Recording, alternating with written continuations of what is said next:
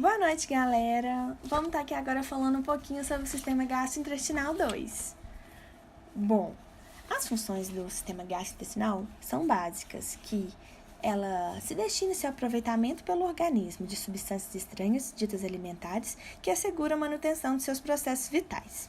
Bom, a transformação mecânica e química das macromoléculas alimentares ingeridas, que são as proteínas, os carboidratos, os lipídios, são em moléculas de tamanhos e formas adequadas para serem absorvidas pelo intestino. O transporte de alimentos digeridos, que são as águas e sais minerais da luz intestinal, para os capilares sanguíneos da mucosa do intestino. E existe a eliminação de resíduos alimentares não digeridos e não absorvidos, que são juntamente com o resto de células descamadas da parte do trato intestinal e as substâncias secretadas na luz do intestino. Bom, a absorção e digestão dos carboidratos ocorre como? Primeiramente, os carboidratos eles são moléculas orgânicas formadas por carbono, hidrogênio e oxigênio e possuem principais fontes de energia para os seres vivos. A digestão é a degradação química dos alimentos ingerida em moléculas absorvíveis.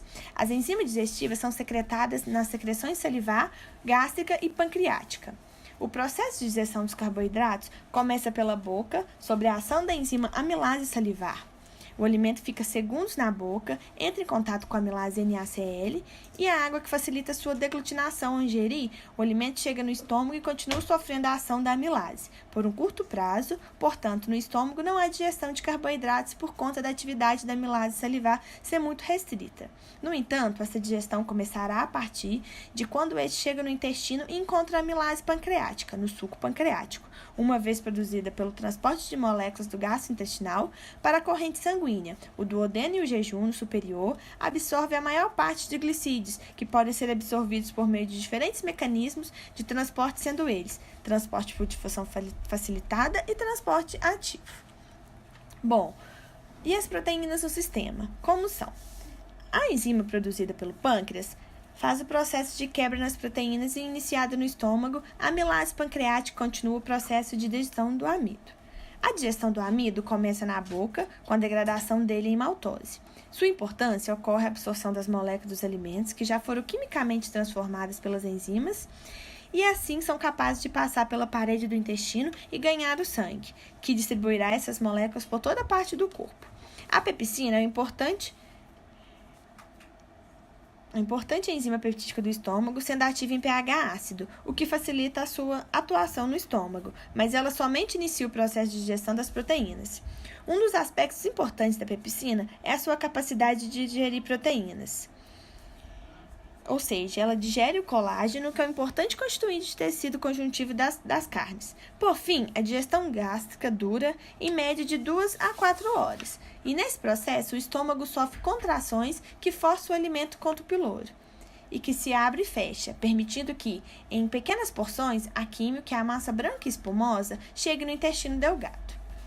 Bom, e agora vamos para a digestão de lipídios. E primeiramente, o que são os lipídios? Os lipídios, eles são moléculas de gorduras altamente calóricos, possuindo o dobro de calorias dos carboidratos. Eles possuem duas regiões, uma hidrofílica, polar, e uma hidrofóbica, apolar. São os principais constituintes da membrana plasmática. A contribuição importante dos lipídios no estômago é que ele esvazia lentamente a químio para o intestino delgado. Assim, a velocidade do esvaziamento gástrico é crítica. E esse esvaziamento é lentificada pela ação da CCK, que ela é secretada quando os ácidos graxos surgem no duodeno. A absorção de lipídios e o transporte da bile ocorre, pois ela é uma mistura de sais biliares, que são absorvidos no ilho terminal, pigmentos biliares e colesterol, que é importante para resolver o problema de insolubilidade dos lipídios. E na imagem mostra direitinho esses 3 fatores.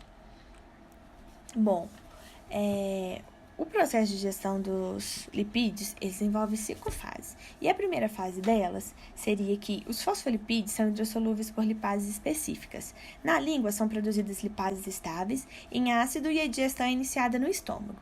A principal enzima envolvida é a lipase pancreática. As secreções pancreáticas são ricas em fosfolipases A2, liberadas como proenzimas, requerendo também a ação da tripsina para ser ativada. Bom, a segunda parte a solubilização por sais biliares e transporte seu lume intestinal para a superfície celular. As micelas são o principal veículo escolar dos lipídios do lúmen para a superfície celular, onde ocorre a absorção. Esse transporte ocorre por difusão passiva. A velocidade com que isso ocorre depende da concentração, a secreção de ácidos biliares para absorção. Bom, a terceira parte seria a captação dos ácidos graxos livres e monogliceróis para a célula e ressíntese de tiraglicerose. Ou seja, esses lipídios, eles pegam os ácidos graxos livres e vai formar uns novos lipídios. E o quarto passo seria o acondicionamento dos lipídios recém-sintetizados ao nível da mucosa intestinal em hiperproteínas chamadas quilomicrons. E a última fase é a exocitose dos quilomicrons pelas células e a liberação da linfa, que olha para você ver na imagem, mostra direitinho como é formado dos trigliceróis. Eles são liberados por exocitose para fora da célula. E agora, os sais minerais. Bom, como sabemos, os sais minerais, assim como as vitaminas, não podem ser sintetizados pelo organismo e, por isso, devem ser obtidos através da alimentação. Eles possuem papéis essenciais, como constituintes estruturais de tecidos corpóreos, como reguladores orgânicos que controlam os impulsos nervosos, atividade muscular e o balanço ácido-base do organismo, como componentes ou ativadores reguladores de muitas enzimas. Além disso, muitos minerais estão envolvidos no processo de crescimento e desenvolvimento corporal. Os minerais também são importantes na prática esportiva, pois durante o exercício físico, a perda de água pelo suor é sempre acompanhada pela perda de eletrólitos, de sais, especialmente sódio, cloreto, potássio, magnésio e cálcio. Assim, a falta deles pode levar ao aparecimento de câimbras musculares. Bom, as vitaminas, elas não são sintetizadas pelo corpo, são absorvidas pelo sistema gastrointestinal. As vitaminas hidrossolúveis, que são o complexo B1, B2, B6, C, biotina, ácido fólico e ácido pantenônico, são absorvidas pelo transporte ativo dependente de sódio.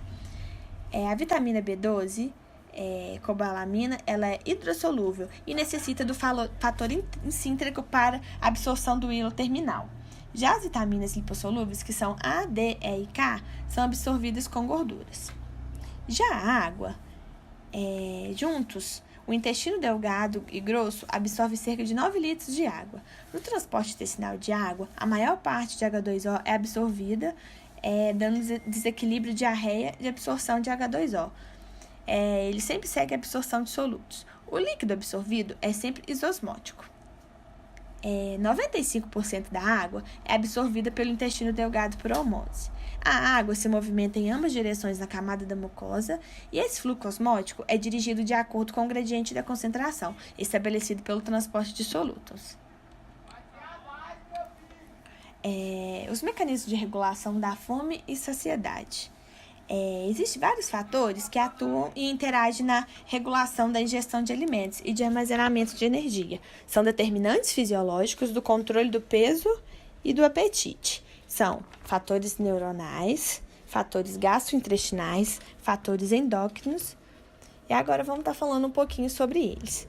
Os fatores neuronais, eles controlam o controle da digestão de nutrientes e o decorrente estado de equilíbrio homeostático depende de uma série de sinais periféricos que atuam diretamente sobre o sistema nervoso central.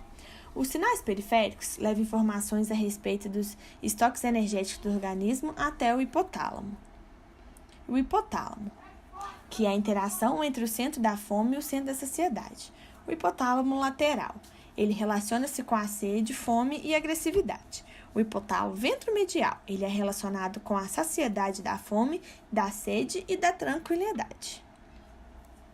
Bom, os fatores gastrointestinais, que é a absorção ou mesmo a presença de alimentos no gastrointestinal, contribui para a regulação do apetite e para a regulação da energia.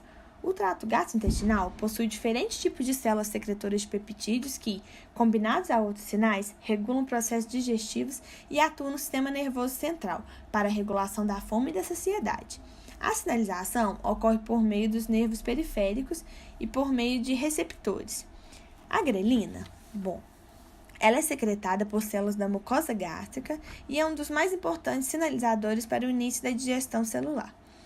Sua concentração mantém-se alta nos períodos de jejum e nos períodos que antecedem as refeições, caindo imediatamente após a alimentação. Ela funciona como iniciador de refeição. A colecistocina, a CCK, ela provoca a saciedade e a finalidade da refeição. Os sinais da saciedade são desencadeados por uma série de sinais que se iniciam na boca, no estômago, no intestino delgado, fígado e pâncreas.